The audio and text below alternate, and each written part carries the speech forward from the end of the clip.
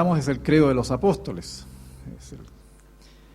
Y una de las estrofas dice: creo en la vida eterna, creo que en gloria volverás. Y es tan importante poder entender que como iglesia tenemos que tener esa perspectiva, la perspectiva eterna de que el Señor vuelve otra vez, de que no es una palabra bonita nada más, una figura, sino que es una realidad y que nuestro enfoque debe estar justamente en esa vida eterna para poder vivir en perspectiva esta vida que tenemos acá en la tierra. Entonces, cuando entendemos eso, ponemos en perspectiva nuestra vida, comenzamos a entender el destino eterno que tenemos. Y como tenemos un destino eterno, tenemos que aprender a vivir aquí en la tierra lo que Dios quiere que aprendamos. Por lo tanto, todo lo que nos pasa, lo que nos sucede, tiene siempre un objetivo que tiene que ver con Dios. El propósito tiene que ver con Dios. Es Dios, de alguna forma, orquestando la manera de enseñarnos. Y por eso es importante tener esta perspectiva. No estamos aquí simplemente en la tierra porque estamos. Dios nos ha puesto aquí con un propósito y ese propósito lo está cumpliendo. Por lo tanto, la manera en que vivimos refleja justamente la manera en que estamos aprendiendo o no lo que Dios quiere enseñarnos. Vamos a orar. Señor, te damos gracias una vez más. Gracias porque podemos alabarte, podemos cantarte. Y gracias, Señor, porque podemos también poner nuestra vida en perspectiva con la vida eterna, contigo. Y entender que como iglesia tenemos una labor que cumplir de predicar el Evangelio. Señor, sigue enseñándonos y ayudándonos a que nuestra dependencia es completamente de ti, de nada más y de nadie más. Y que por eso en ti podemos estar seguros. En esta mañana oramos por aquellos que puedan llegar con cargas, con situaciones complejas, con realmente viviendo situaciones muy dolorosas. Señor, enséñanos y sigue mostrándonos que tú eres más grande que toda situación dolorosa, difícil, compleja. Tú eres mucho más grande. Y por eso te alabamos y por eso te cantamos. Que podamos alabarte y cantarte no solamente en los momentos en que estamos bien, sino también en los momentos en que estamos mal, en que las cosas van mal, en que las circunstancias pareciera que no van de acuerdo a lo que esperamos.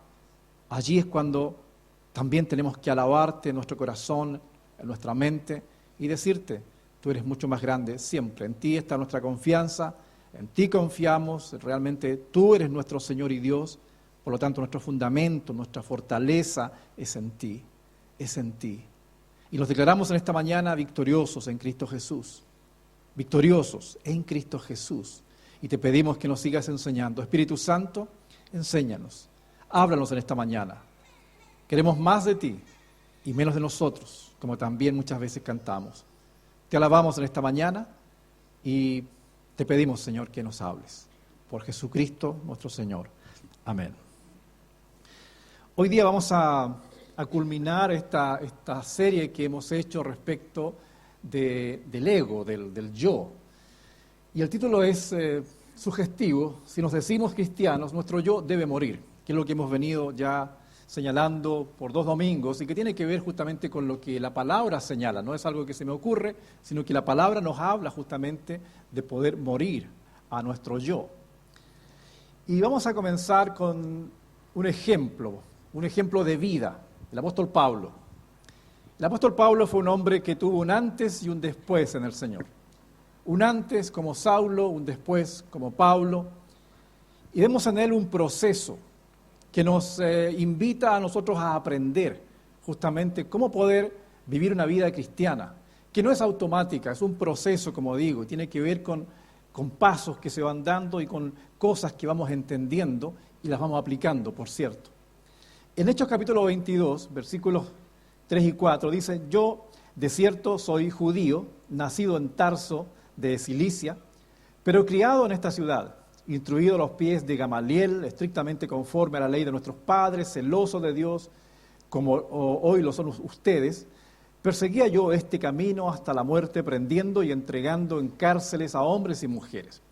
Pablo está dando su testimonio, una de las veces que da su testimonio. Y Pablo está en problemas. La turba ha querido lincharlo, ha querido realmente matarle, y le toman la policía, digámoslo así, los romanos y le toman para protegerle justamente, pero él nunca pierde la oportunidad de poder expresar el Evangelio. Así que le dice al centurión que lo va cuidando, ¿puedo hablarles a la gente cuando ya lo han sacado ya a duras penas de esta muchedumbre que quería matarle? Y él se levanta y predica su testimonio, da su testimonio respecto de Jesucristo, y él dice justamente eso. Yo soy judío, dice él, y soy un judío educado a los pies de Gamaliel. Gamaliel era un hombre de mucho renombre en aquella época, o sea, el que estudiaba a los pies de él era un tipo que era un judío, era un fariseo de fariseos, un hombre muy respetable, un hombre muy estricto. Recordamos a Pablo, un hombre muy estricto en cuanto a la ley, y de hecho él lo conocemos porque perseguía a la iglesia. Y aquí se le llama el camino, en aquel tiempo le llamaban todavía el camino. Y él iba buscando cristianos para llevarlos y matarles básicamente, a torturarles, y algunos los mataban, por cierto, como el caso de Esteban, donde justamente ahí estuvo Pablo. Así que él estaba en esto, persiguiendo y prendiendo, como dice al final, hombres y mujeres para entregarlos a la cárcel. Y dice, a ver si funciona esto. No funciona, Diego.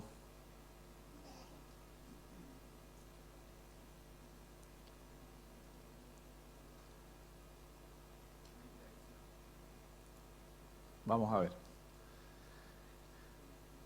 Tenemos problemas otra vez. A ver, ahí. No. Ya. Versículos 6 al 8. Pero aconteció que yendo yo al lugar, al llegar cerca de Damasco, como a mediodía, de repente me rodeó mucha luz del cielo y caí al suelo. Y oí una voz que me decía, Saulo, Saulo, ¿por qué me persigues? Yo entonces respondí, ¿quién eres, Señor? Y me dijo, soy yo Jesús de Nazaret, a quien tú persigues. Va culminando Pablo su testimonio y él expresa aquí cómo él, en esta oportunidad, mientras él va persiguiendo a los cristianos convencido de que está haciendo la voluntad de Dios, de pronto, al mediodía, dice la palabra en otra, o aquí mismo dice, a mediodía justamente, le rodea una luz y él cae al piso y escucha esta voz. El Señor Jesucristo se le aparece y su vida cambia. La vida de este hombre cambió absolutamente porque él estaba persiguiendo a Jesús, a la iglesia.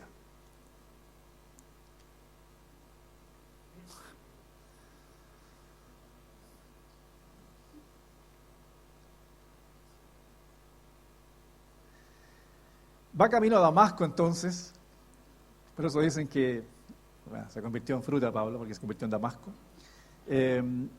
Y Ananías se le aparece.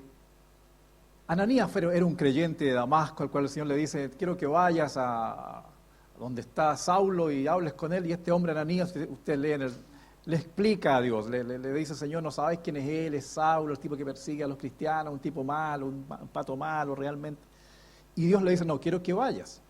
Viene Ananías, impone las manos sobre él, recobra la vista, y este hombre realmente es absolutamente transformado. Acepta a Jesucristo como su Señor y Salvador en ese acto. Y lo que hemos venido hablando, en este acto de conversión, se conecta con Dios. Recordemos que hemos hablado acerca de cuando venimos a esta tierra, venimos desconectados de Dios. ¿Qué es lo que hace la salvación? ¿Qué es lo que hace Jesucristo? Nos conecta otra vez con la fuente vital.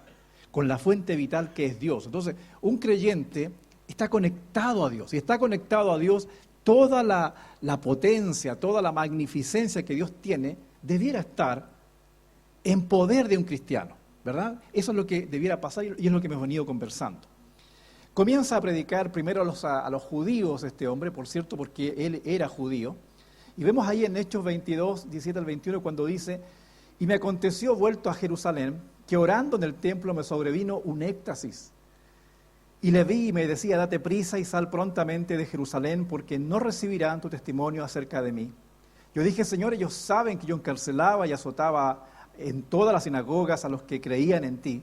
Y cuando se derramaba la sangre de Esteban, tu testigo, yo también estaba presente y consentía en su muerte, y guardaba las ropas de los que le mataban. Pero me dijo, ve porque yo te enviaré lejos a los gentiles. Aquí vemos una situación bastante interesante del ministerio de Pablo. Él va a predicar a los judíos, por cierto, él era judío, pero Dios de alguna forma acá le dice, no, tu ministerio va a estar entre los gentiles. Y por esa razón es que Pablo no sigue predicando. De hecho, en Hechos 18:6 lo explica mejor incluso Pablo cuando dice: pero oponiéndose y blasfemando estos, les dijo sacudiendo los vestidos: vuestra sangre sea sobre vuestra propia cabeza, yo limpio, desde ahora me iré a los gentiles. Estas son cosas que Dios hace ministerialmente hablando. Dios toma personas, las lleva a un lugar y luego las lleva a otro lugar. Dios siempre tiene planes que son perfectos. En mi caso, Dios me trajo acá por un tiempo y ese tiempo se está cumpliendo y Dios me llevará a otro lado. Y son las cosas que Dios hace. Las cosas que Dios hace son perfectas siempre. En este caso, el apóstol Pablo es enviado a una zona, pero luego es enviado a otra zona. Y Pablo sigue haciendo lo que Dios le pide hacer. Así es el ministerio. Cuando vemos la vida de Pablo, vemos un proceso de muerte al yo, el tema que nos ha venido interesando durante este tiempo. Hay un proceso de muerte al yo. Recordemos que cuando nacemos en esta tierra, venimos desconectados de Dios. Todo lo que aprendemos aquí en esta tierra tiene que ver con nuestro ego, tiene que ver con nuestro yo. Es el ego, es el yo, el que pone gran obstáculo para que la obra de Dios se desarrolle.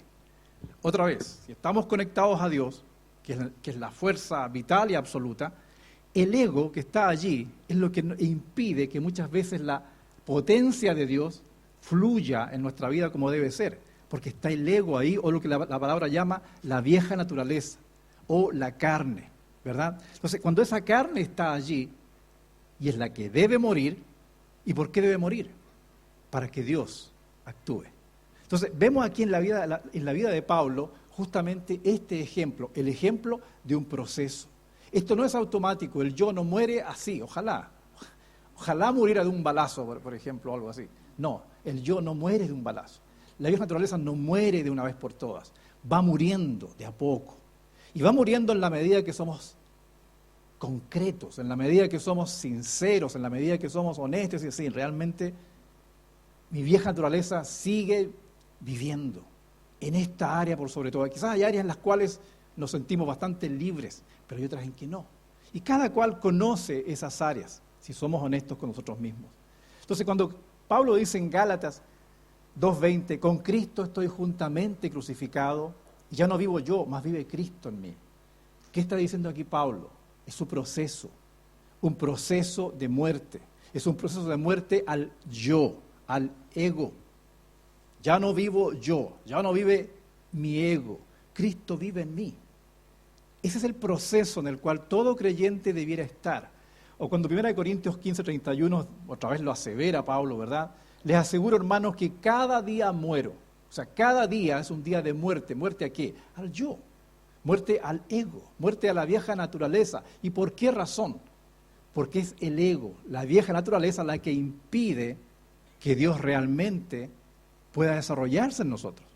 Entonces, cuando vemos a una persona como Pablo, que su ego va muriendo, vamos también viendo cómo Dios va actuando más en esa persona. Y podemos ver allí la diferencia, ¿verdad? A mayor ego, menor presencia de Dios; a menor ego, mayor presencia de Dios, podríamos decirlo de alguna forma. Porque ese es el tema. Entonces, por eso es tan vital este proceso. Jesús lo dijo de otra forma: si alguno quiere venir en pos de mí, ¿qué dijo? Niéguese a sí mismo. ¿Ya? Muera a sí mismo, muera al yo, tome su cruz. Y tal como hemos expresado, la cruz no es ni la suegra ni una enfermedad, la cruz es muerte. Entender que cada día tenemos que morir. ¿A qué? Al yo, al ego. Tenemos que morir, y es un acto deliberado, es un acto que uno debe hacer. Esto no se le dice: Dios, ayúdame a matar el ego. No es una oración, no, es una decisión que uno toma conscientemente porque se conoce. Entonces, este proceso de Pablo es muy interesante. Lo vemos también en 2 Corintios, y por eso les dije, vamos a aprender hoy día un ejemplo de vida, digámoslo así, en la persona de Pablo. Cómo él fue matando este ego.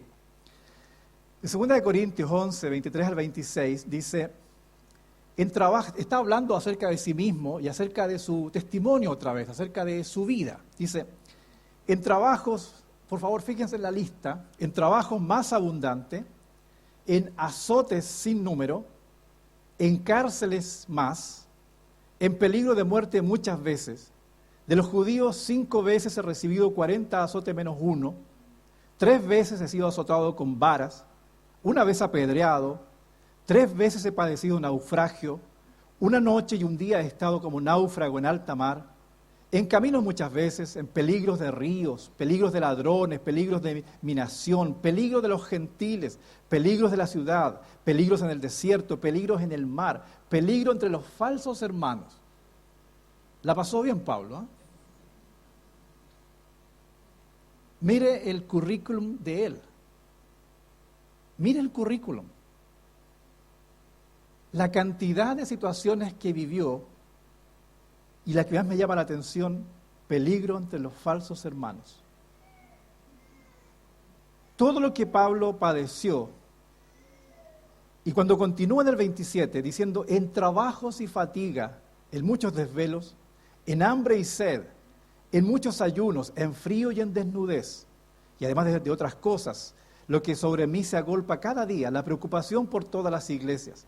¿Quién enferma y yo no enfermo? ¿A quién se le hace tropezar y yo no me indigno?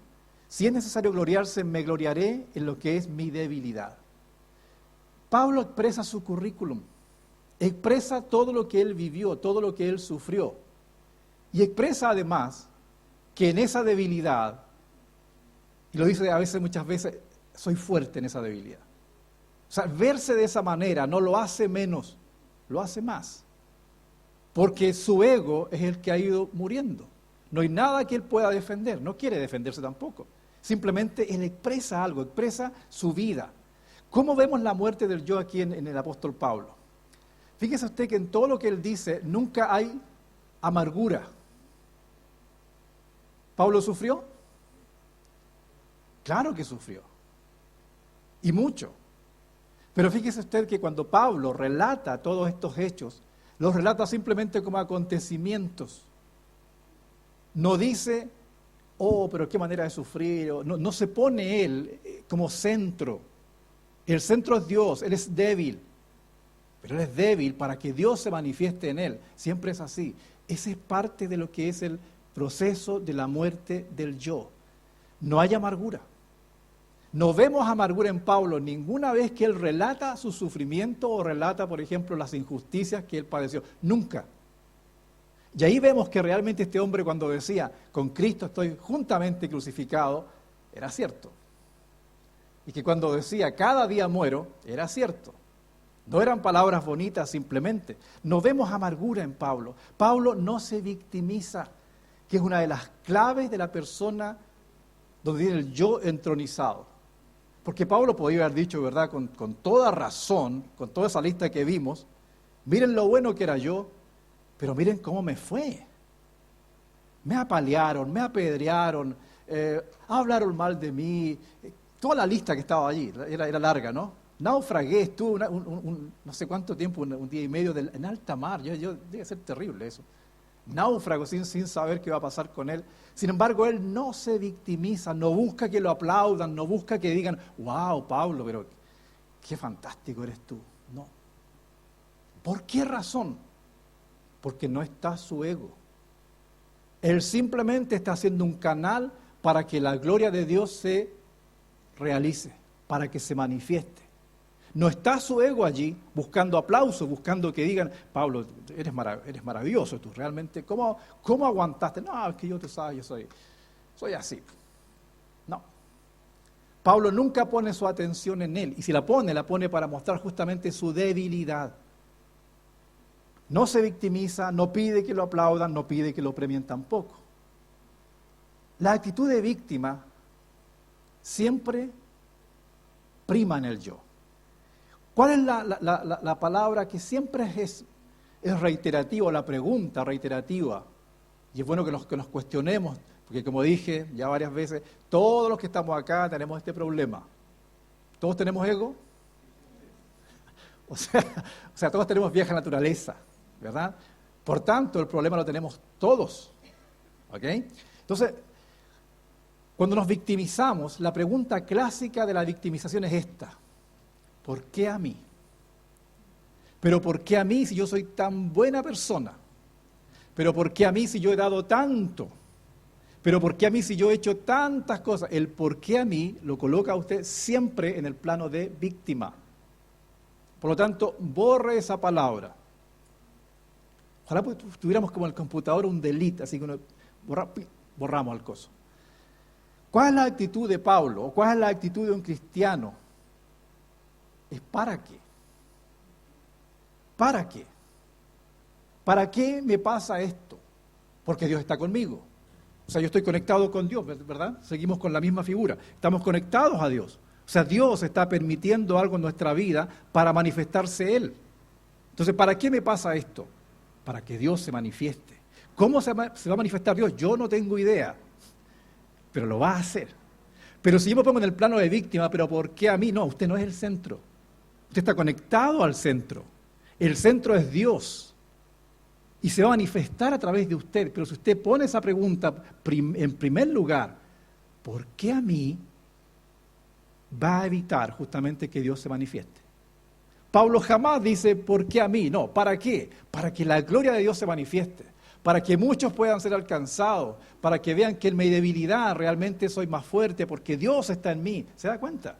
Entonces cuando Pablo dice, cada día muero, Pablo no está hablando palabras bonitas, realmente es un hecho, es real en su vida.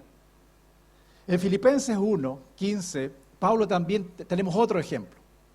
Dice Pablo, algunos a la verdad predican a Cristo por envidia y contienda, pero otros de buena voluntad. Los unos anuncian a Cristo por contención, no sinceramente, pensando añadir aflicción a mis prisiones. Pero los otros por amor, sabiendo que estoy puesto para la defensa del Evangelio. ¿Qué pues? No obstante, de todas maneras, o por pretexto o por verdad, Cristo es anunciado, y en esto me gozo y me gozaré aún más. A ver, Pablo está preso. ¿Qué pasaba con Pablo? Pablo estaba preso. ¿Qué pasaba con él? Dice, los unos anuncian a Cristo por contención, por contienda, por pelear realmente.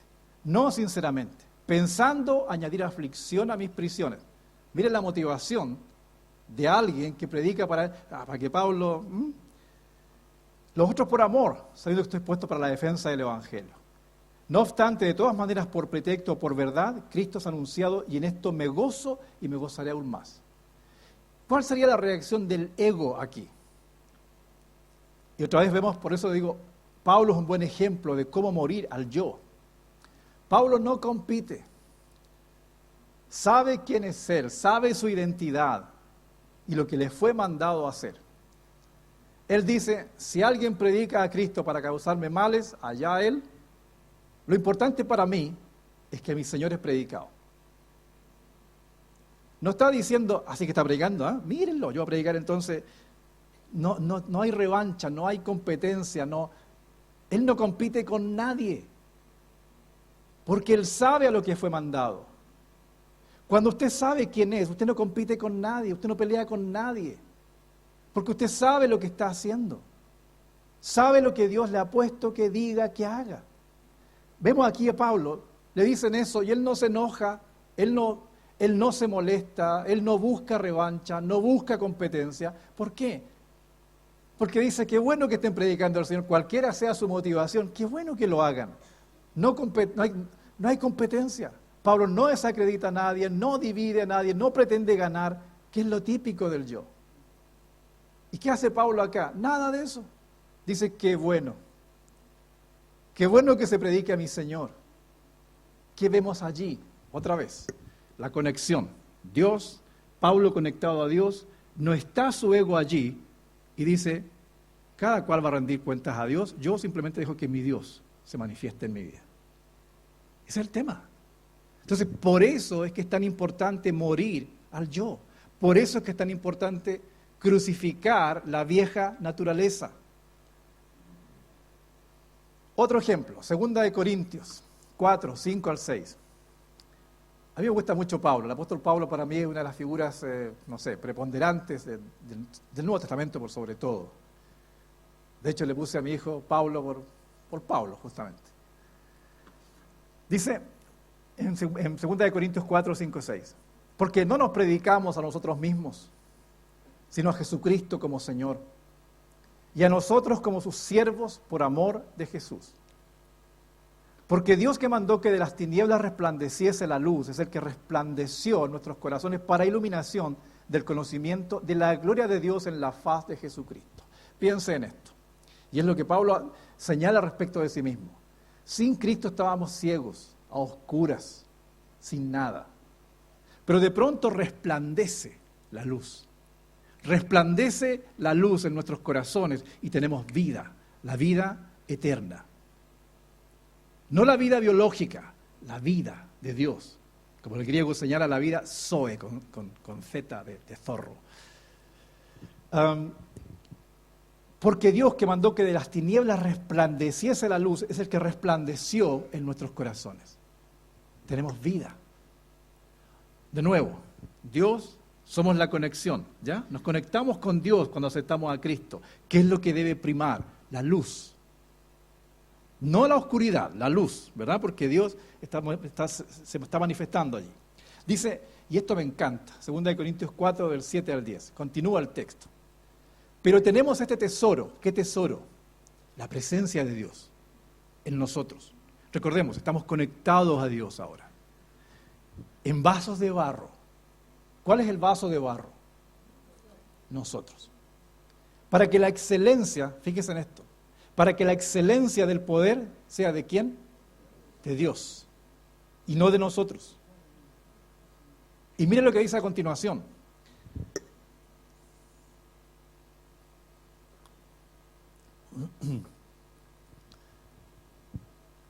¿En cuál quedé? En el 8.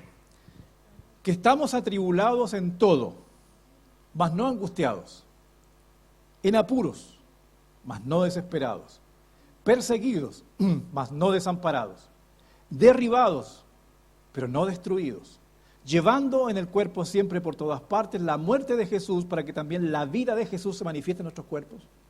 Mire qué maravilla. El énfasis no somos nosotros, el énfasis es Él. Y otra vez Pablo está diciendo, como cristiano es probable que suframos. Sí, no, ni siquiera es probable. Como cristiano vamos a sufrir. En el mundo tendrán aflicción, pero confíen, yo he vencido al mundo, dijo el Señor.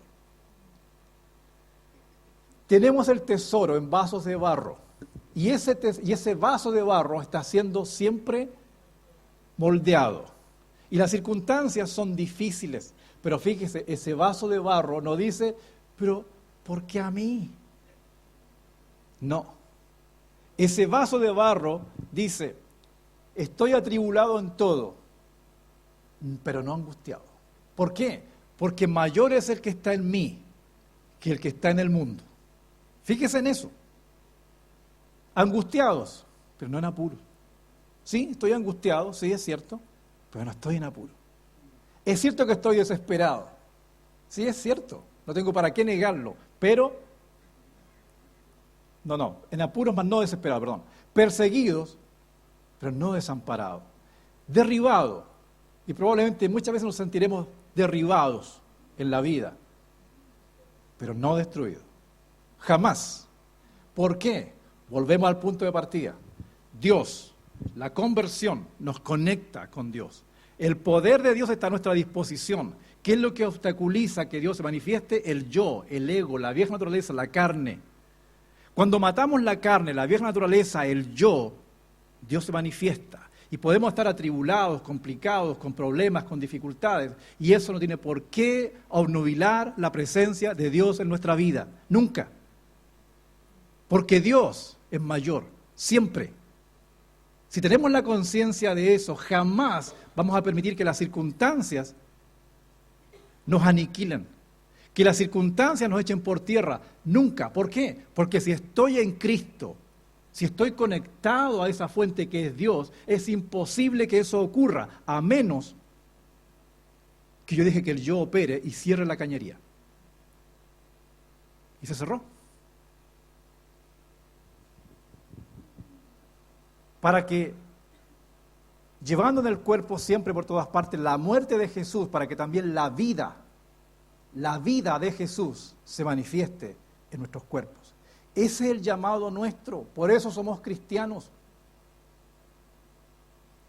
Por eso somos cristianos, somos llamados a una nueva manera de vivir y que tiene que ver con la muerte de ese yo.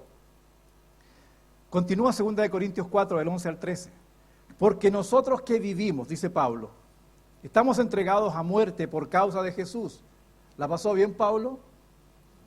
¿La pasó mal? ¿Vemos alguna queja en Pablo? No. ¿Vemos alguna, pero Señor, pero qué injusto eres? Nunca. Entregados a muerte por causa de Jesús, para que también la vida de Jesús se manifieste en nuestra carne mortal. De manera que la muerte actúa en nosotros y en vosotros la vida, pero teniendo el mismo espíritu de fe conforme a lo que está escrito, creí por lo cual hablé, nosotros también creemos por lo cual también hablamos. El otro día les puse este ejemplo, ¿se acuerdan? Bien. Las circunstancias de la vida nos oprimen, nos apretan. Cuando apretamos una naranja, ¿qué sale? Jugo de naranja. Cuando nos apretan a nosotros las circunstancias, ¿qué sale?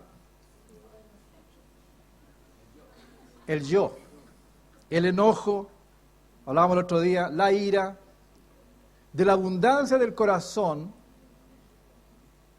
a ver, ¿se sabe este versículo, no? De la abundancia del corazón habla la boca. Las circunstancias nos oprimen a Pablo, ok, lo han apaleado, lo han azotado, han naufragado, ya, todo lo que se le pueda ocurrir. Eso está oprimiendo a Pablo. Pablo es la naranja. ¿Qué sale de Pablo? No hay angustia, no hay queja, no hay victimización.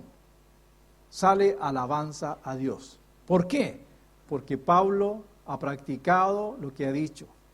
Cada día muero. Cada día muero. Entonces cuando se oprime a Pablo, sale eso. De la abundancia del corazón habla la boca. Usted puede saber, con escuchar a alguien, muchas cosas. De la abundancia del corazón. Y sobre todo cuando las circunstancias nos oprimen. La pregunta es, ¿estamos viendo circunstancias que nos están oprimiendo, que nos están exprimiendo? Quizás es sí. La cuestión es, bueno, ¿qué clase de jugo está saliendo? ¿Qué estamos manifestando? ¿La gloria de Dios o el ego vivito y coleando? Por eso digo, esto es para todos nosotros, porque todos tenemos circunstancias adversas que vivir, y allí se manifiesta lo que realmente somos, lo que hay en nosotros, y eso es lo que debe morir. O sea, es bueno cuando aparece, la parte buena es esa, que lo identificamos al enemigo. ¿Para qué? Para decir, ahora tiene que morir. 2 Corintios 4, 14 y 15, sabiendo que el que resucitó al Señor Jesús, a nosotros también nos resucitará con Jesús y nos presentará juntamente con vosotros. Porque todas estas cosas padecemos por amor a vosotros, para que abundando la gracia, por medio de muchos, la acción de gracia sobreabunde para la gloria de Dios. Por tanto, no desmayamos, aunque nuestro hombre exterior, ¿qué dice? Se va desgastando el interior. ¿A qué se refiere el hombre interior? La nueva creación, la comunicación con Dios, Dios en nosotros. No obstante, se renueva de día en día. Porque esta leve tribulación momentánea, me encanta Pablo, dice esta leve tribulación. Como decimos los chilenos, no le pone color. No, esta tremenda tribulación que estoy viviendo yo. No, esta leve tribulación momentánea produce en nosotros un cada vez más excelente y eterno peso de gloria. Me habría encantado haber conversado con Pablo. Pero podemos hacerlo. Cuando leemos a Pablo, estamos conversando con él. Estamos entendiendo su vida, estamos entendiendo cómo él pasó etapas, estamos entendiendo eso. Porque esta leve tribulación momentánea produce en nosotros un cada vez más excelente y eterno peso de gloria. Y esto ya es maravilloso. No mirando nosotros las cosas que se ven, sino las que no se ven. Pues las cosas que se ven son temporales, pero las que no se ven son eternas. Como siempre decimos, yo se los he dicho varias veces, los problemas que hoy día tenemos no los vamos a tener el próximo año. Vamos a tener otros. Y los que hoy día tenemos no fueron los que teníamos el año pasado. La pregunta es, ¿ha aprobado los cursos o ha quedado repitiendo? Porque si queda repitiendo, va a seguir repitiendo el curso. Hay que aprobar. Hay que aprobar. Uno no saca nada con el problema, esconder la cabeza o evitarlo. No, los problemas se enfrentan. Se enfrentan. Si usted los evade, el problema va a seguir presente y usted no va a crecer. No lo va a hacer. Y por eso hay que hacerlo. No mirando las cosas que se ven, sino las que no se ven, porque las que se ven son temporales, son pasajeras. Hoy día están, mañana no están. Pero lo que no se ve, lo que tiene peso de eternidad, allí está el tema. La muerte del yo es vital en esta tierra para aprender lo que Dios quiere enseñarnos a todos nosotros. Hay otro ejemplo que quiero dar, y con esto quiero ir terminando, de Juan el Bautista. Juan el Bautista es un hombre excepcional. Tuvo un ministerio bastante corto, algunos piensan que menos de un año de ministerio. También se dice que fue primo del Señor Jesucristo y comenzó su ministerio aproximadamente 6 meses antes que el ministerio del Señor, aproximadamente. Recordemos que Juan el Bautista, ¿cómo murió? Lo decapitaron. ¿Y lo decapitaron por qué? Porque era malo. ¿Por qué lo decapitaron? Denunció el pecado, ok, pero Dios lo protege, Dios nos protege de toda cosa mala, ¿no? ¿Ah? ¿Qué le pasó a Juan? ¿No era acaso el profeta más grande que ha existido según palabras del Señor Jesucristo? ¿Sabe lo que pasó con Juan el Bautista? Por predicar acerca del pecado, por denunciarlo, Herodes no lo podía ver. Y la esposa de Herodes menos. E hizo que su hija bailase para Herodes, ¿verdad? Y como Herodes era un viejo verde, ¿cómo traduzco eso? ¿Ah?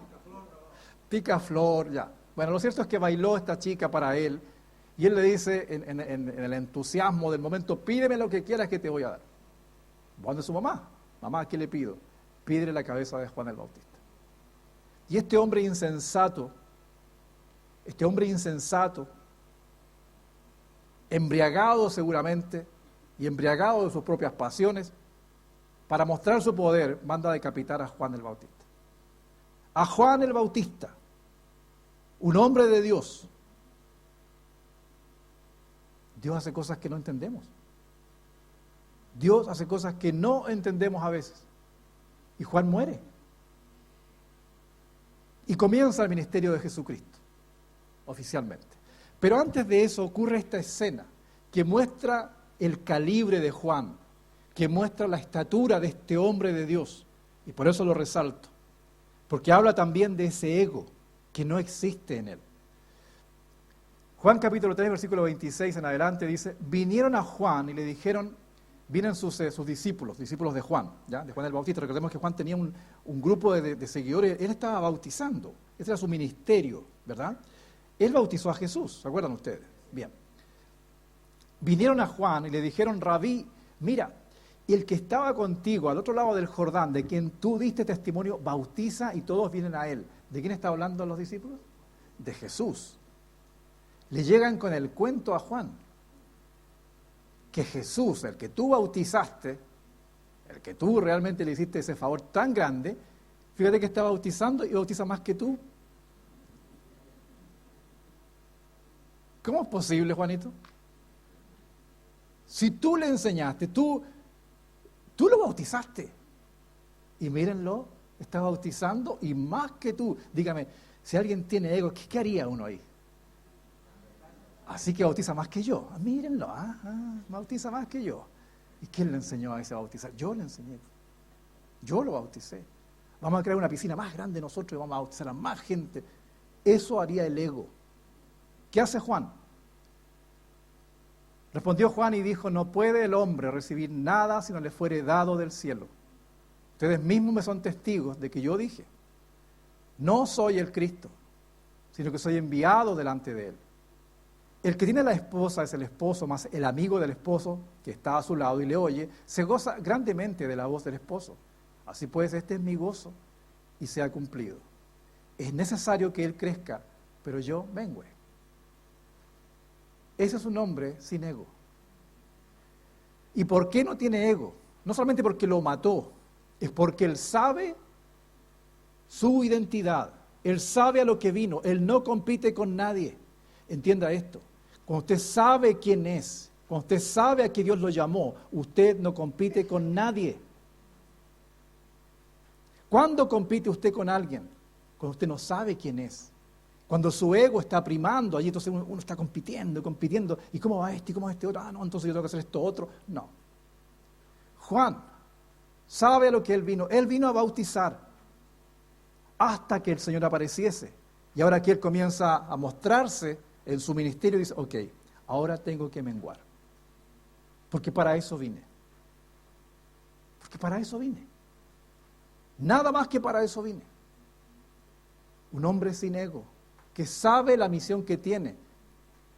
Y por eso, como les decíamos el otro día también, es tan importante saber qué talento tenemos de parte de Dios, qué tenemos que desarrollar, porque cuando desarrollamos el talento que Dios nos ha dado, sabemos quiénes somos.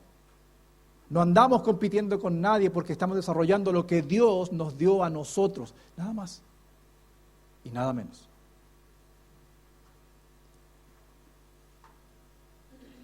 En Juan no opera el ego. El yo no existe. No se victimiza. Y yo que lo bauticé. Yo que le enseñé las primeras cosas. No se victimiza. No compite. Así que bautiza más que yo, ¿ah? No, qué bueno que bautice más que yo. No espera que lo aplaudan. No espera que, no, pero Juanito, pero tú fuiste el precursor, así que tú... No, tampoco, no le interesa, porque él sabe a lo que había venido. Entiende su misión. Su misión era esa. Y como entiende su misión, la cumplió, se acabó. No hay nada más que decir, no hay nada más que hacer. Está contento. Y aquí hay dos palabras que quiero someramente expresarlas. Motivación e inspiración. Cuando hablamos de motivación, hablamos de algo que viene, podríamos decir, externo a nosotros. Por ejemplo, yo veo a veces, cuando vienen los campeonatos de tenis, los grandes slam y todo aquello, uno ve después a niños con raquetas, jugando, porque se motivaron al ver a los grandes deportistas, ¿verdad? Cuando viene un mundial de fútbol, ¿qué uno ve? Chicos con balones de fútbol jugando porque quieren ser como Messi, quieren ser como jugadores de Colo-Colo, gran equipo ese. O sea, eso es motivación. Uno ve a alguien, por eso la publicidad vende tanto, uno ve, por ejemplo, unos señores esculturales, ¿verdad? Unos hombres fornidos tomando unos juguitos y dicen, yo quiero ese juguito porque quiero... Uno se motiva y le dicen, pero por 30 días usted lo hace, por 30 días no es nada para mí, al segundo día usted ya no hace nada más. O le ofrecen una máquina, ¿verdad? Esas máquinas para bajar y fortalecerse, y uno se motiva, viene de afuera la motivación y la compra. Y después le sirve para colgar las camisas, ¿verdad? Ya. La motivación viene de afuera, ¿ok? Siempre la motivación viene de afuera. De hecho, uno escucha una palabra, escucha algo y uno como que se motiva y dice, ¡wow! Y después sale y ya se acabó. Se acabó el tema. Pero cuando hablamos de inspiración, es diferente. La inspiración tiene que ver con Dios. Sí. Cuando hablamos, por ejemplo, de que la palabra es una palabra inspirada, significa fue respirada por Dios. Cuando decimos, por ejemplo, que hombres de Dios escribieron inspirados por el Espíritu Santo, ¿qué significa eso? Que fueron hombres,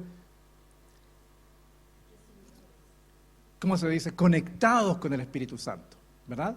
Inspirados.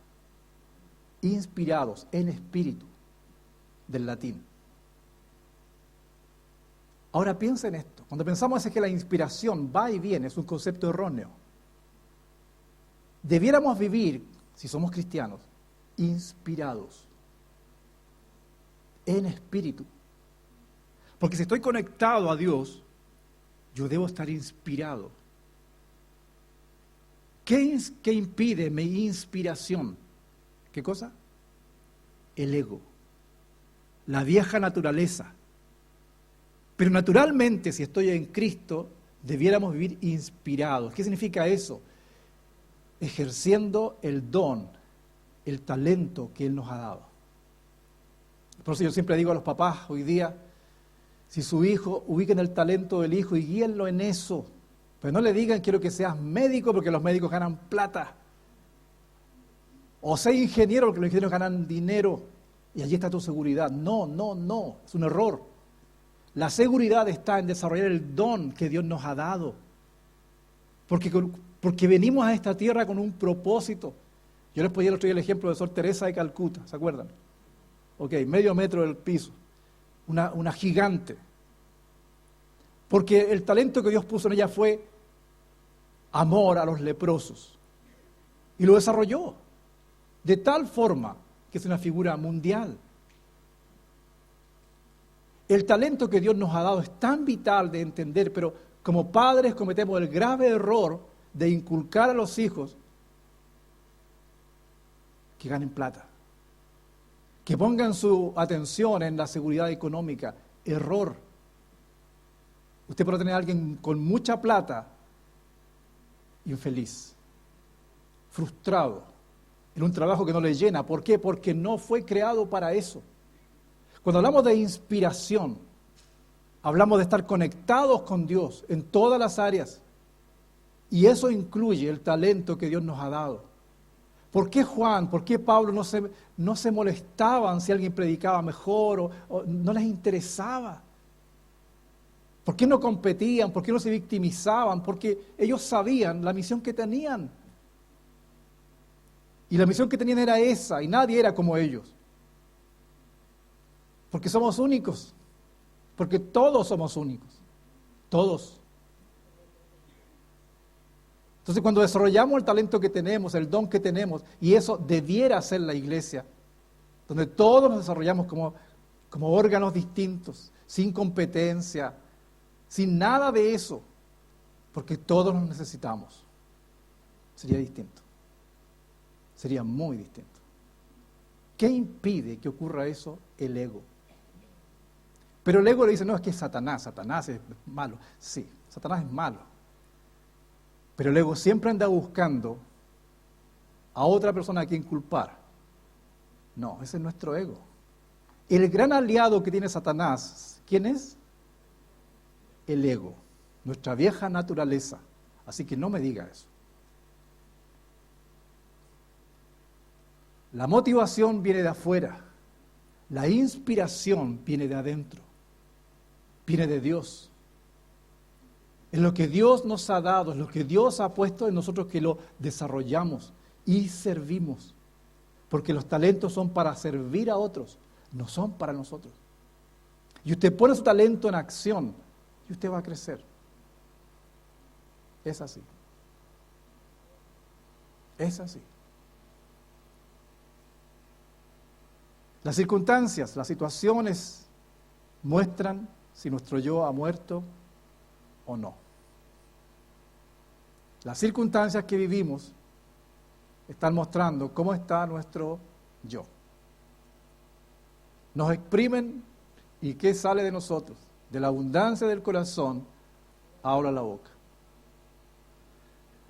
¿Qué es lo que es esto? Agua hirviendo. ¿Ya? Agua hirviendo.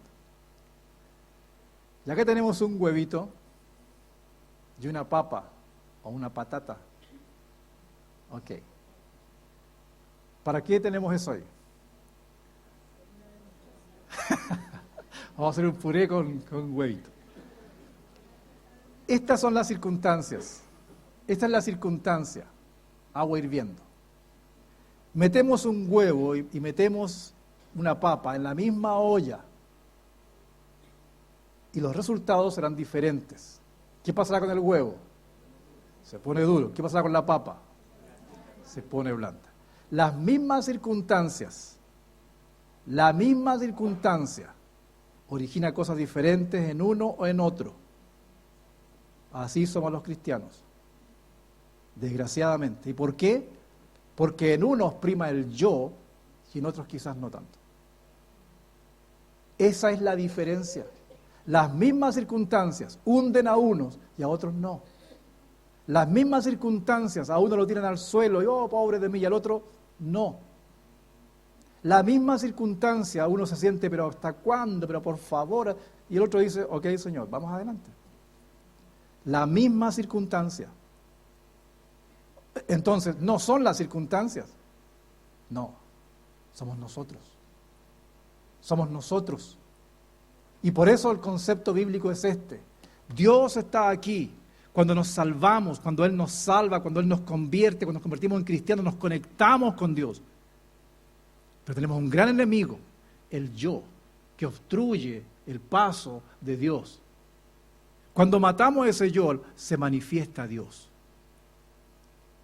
Las circunstancias hacen que dos personas, escuchando el mismo sermón, en el mismo lugar, reaccionen distintos. Uno diga, sí Señor, lo voy a hacer. Y el otro, ¿y qué se cree este?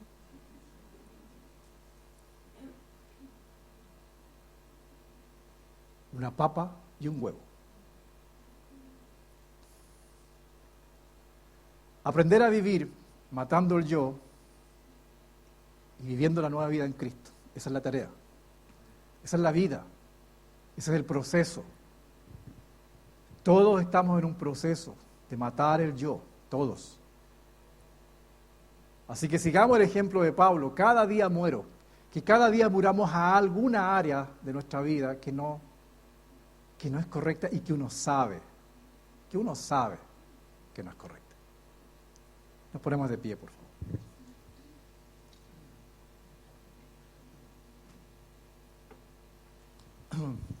Señor, te damos gracias en este día en el nombre de Jesucristo.